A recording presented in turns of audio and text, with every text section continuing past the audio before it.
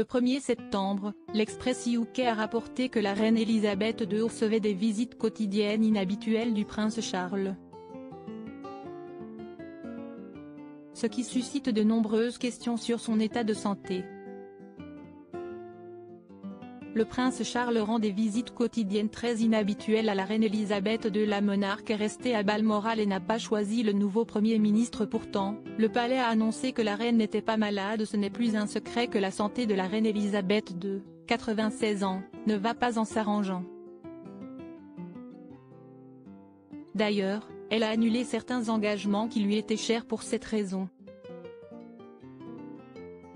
Le 1er septembre dernier, une information concernant la reine, qui vient de fêter son jubilé de platine, de l'Express UK, relayée par Gala, n'est guère rassurante. En effet, selon le média, la monarque recevrait des visites quotidiennes très inhabituelles de son fils, le prince Charles. Ce qui laisse place à de nombreuses questions. Et pour cause, la reine Elisabeth II n'a pas choisi le prochain Premier ministre. C'est la première fois en 70 ans que cela arrive.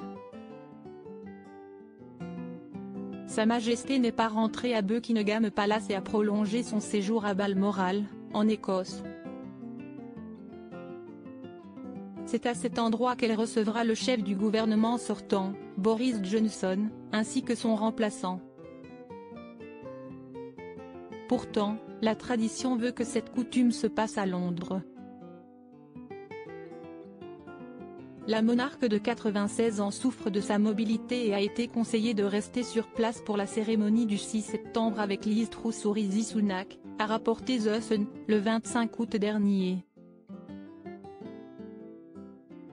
Le palais a annoncé que la reine n'était pas malade. C'est la journaliste Sarah Grinald-Gh qui a partagé son inquiétude à cette news.